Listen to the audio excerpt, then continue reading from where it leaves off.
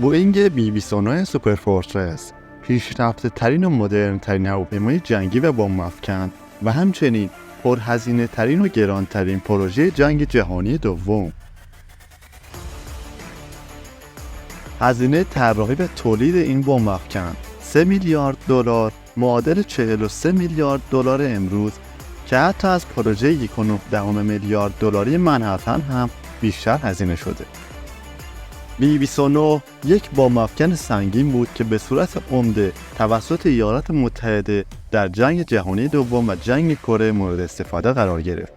این هواپیما بمب افکن اصلی در بمباران ژاپن در جنگ جهانی دوم بود و بمب‌های اتمی که بر روی هیروشیما و ناگازاکی انداخته شد توسط این هواپیما حمل می‌شد.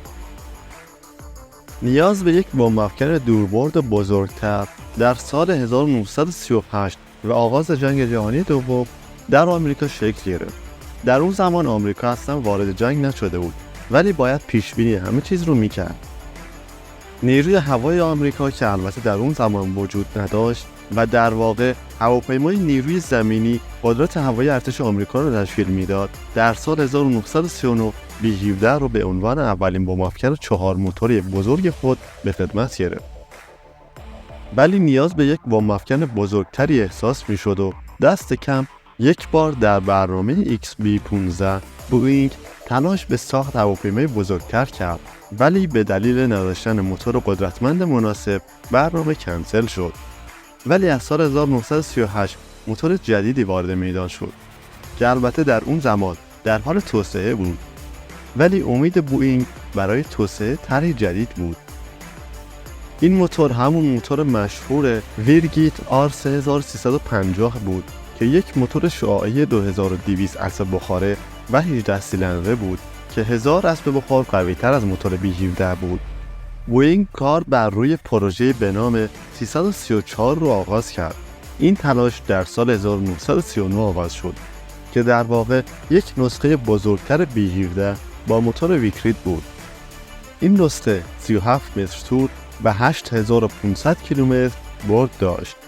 اما این پروژه تا پایان همان سال لغو شد. ولی طرح نهایی پروژه 345 بود. برنامه 345 بعد از اعلام نیاز نیروی زمینی به یک بمب افکن با برد 8600 کیلومتر و سرعت 688 کیلومتر توسعه یافت.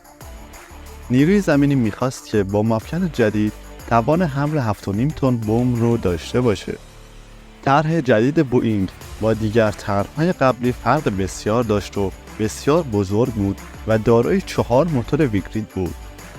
بسته عرابه فرود هر کدوم از 2 چرخ بهره می‌برد. نیروی هوایی بر روی کاغذ از طرح خوشش اومد و دستور ساخت 14 پیش‌نمونه و خرید 250 فروند B-29 رو صادر کرد.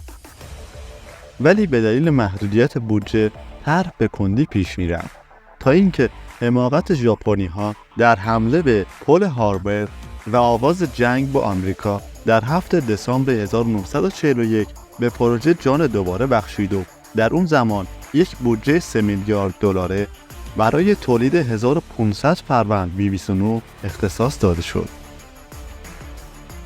در 21 سپتامبر سال 1942 اولین B-29 پرواز کرد و دومین پیش‌نمونه 3 هفته بعد پرواز کرد که دارای برجک‌های مسلسل با هدایت از طریق پیرسکوپ بود. در اولین پرواز یکی از 4 موتور از دست رفت و همین پیش‌نمونه دوم در 18 فوریه سال بعد آتش گرفت و سقوط کرد که 10 نفر از خدمه اون و 20 نفر روی زمین جان باختند. در نهایت در اواخر سال 1943 B-29 که گرانترین برنامه جنگی نیروی زمینی در جنگ دوم بود وارد خط تولید شد. سری اول 100 فروندی اول انقدر مشکل داشت که تنها 15% اونها وارد خدمت شدند که بیشتر به مشکلات خط تولید برمیگشت، ولی در نهایت مشکلات خط تولید رفع شد. با افکن جدید سوپر فورترس نامیده شد. B-29 یک بمب افکن سنگین 4 موتوره با بدنه تمام فلزی بود که دارای بالهای کاملا صاف و بدنه استخوانی شکل بود. دارای کابین تحت فشار شیشه‌ای، بدنه ضد گلوله و تجهیزات پیشرفته الکترونیکی که در روزگار خود بسیار پیشرفته بود. با مفکن از 4 موتور پیستونی 18 سیلندر رایت آر 3350 استفاده می‌کرد. این موتور با توان 2200 اسب بخار در نسخه‌های پیشنمونه بی-29 و قدرت 2230 اسب بخار در نسخه تولیدی توانمندترین موتور زمان خود بود که یک موتور توربوشارژ بود که از تمامی قدرت موتور به صورت بهینه استفاده می‌کرد. ولی موتور چندان بی‌عیب نبود. برای تولید بی-29 این موتور به سرعت طراحی و تولید شده بود و دارای مشکلاتی از جمله گرمای شدید بود. مشکل این بود که موتور 18 سیلندر بود که 8 سیلندر در جلو و 8 سیلندر در پشت سر اون بود. انقدر به هم نزدیک بودن که باعث افزایش گرمای موتور میشد. از جمله ای که پایگاه اصلی بی-29 در اقیانوس آرام در محیط گرم و شرجی بود. تلاش شد تا مشکلات با افزایش ایمنی سامانه خنک کنندگی حل بشه. همچنین اگزوز بسیار داغ میشد و گهگاه به دلیل پاره شدن شلنگ‌های سوخت‌رسان از بخش بالای موتور به درون موتور باعث پاشیدن سوخت بر روی اگزوز و آتش گرفتن موتور میشد که چندین بار با فاجعه تمام شد. به گفته خدمه قبلی بی-29 این با مفکن همواره از مشکل نرسیدن به بیشترین میزان قدرت رو به دلیل گرمای بالا رنج می‌برد. با وجود این تا بعد از جنگ جهانی مشکلات موتور کاملا رفع نشد و همواره موتور R3350 کابوس واحد تعمیرات بود. اگرچه مدل‌های بعدی بسیار عالی بودند و بر روی 25 نوع مختلف هواپیمای دیگر نصب شد. بوئینگ برای رفع مشکلات دست به نصب موتور پرتنویسنی R4360 با توان 3500 اسب بخار بر روی نسخه جدید بی-29 دی زد. ولی این نسخه به جنگ نرسید و اصلا تولید نشد. بی-29 توان پرواز در ارتفاع 12200 متر با سرعت بیش از 650 کیلومتر بر ساعت را داشت. ارتفاعی که از دست تمامی شکاری‌های ژاپنی در امان بود و همچنین عملاً ژاپنی‌ها هیچ توپ ضد هوایی برای این ارتفاع به صورت مؤثر نداشتند. در واقع استفاده از گلوله‌های مجاورتی برای درگیر با بمب‌افکن‌ها در چنین ارتفاعی اگر غیر ممکن نبود ولی فوق‌العاده دشوار بود. در جنگ جهانی دوم به دلیل عدم وجود تهدید هوایی بی-29 بدون اسکورت بر فراز ژاپن پرواز می‌کرد. یکی از جنبه‌های بسیار پیشرفته بی-29 مسلسل‌های 12.7 میلیمتری دفاعی اون بود. هواپیما دارای 4 برجک که هر کدوم شامل 3 مسلسل 12.7 میلیمتری بود و در قسمت عقب نیز در برخی نسخه‌ها دارای برجکی با 2 مسلسل 12.7 میلیمتری بود که برخی از نسخه‌ها نیز به یک توپ 20 میلیمتری مجهز بودند. بی-29 دارای 11 خدمه بود: 2 خلبان، ناوبر، مهندس پرواز، بمب‌انداز، کاربر بی‌تیم و 5 توپچی. بی-29 اولین بمب‌افکن آمریکایی بود که خدمه واقعاً در اون احساس آرامش می‌کردند. بی-29 دارای کابین تحت فشار بود که کاهش یا افزایش ارتفاع روی خدمه هیچ تأثیری نداشت. هواپیما دارای آشپزخانه و محلی برای استراحت خدمه و توالت بود.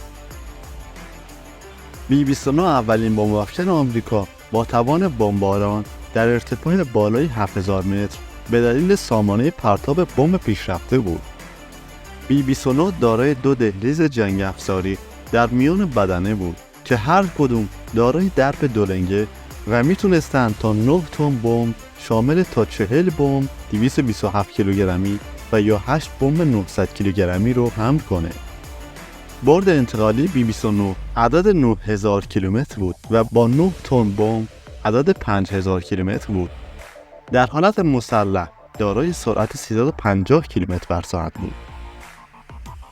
حتی تولید بی-29 در سال 1946 با تولید 3970 فروند بسته شد. بعد از پایان جنگ با تجهیز ارتش آمریکا به بمب اتم، بی-29 تا مدتی تنها حامل این بمب بود.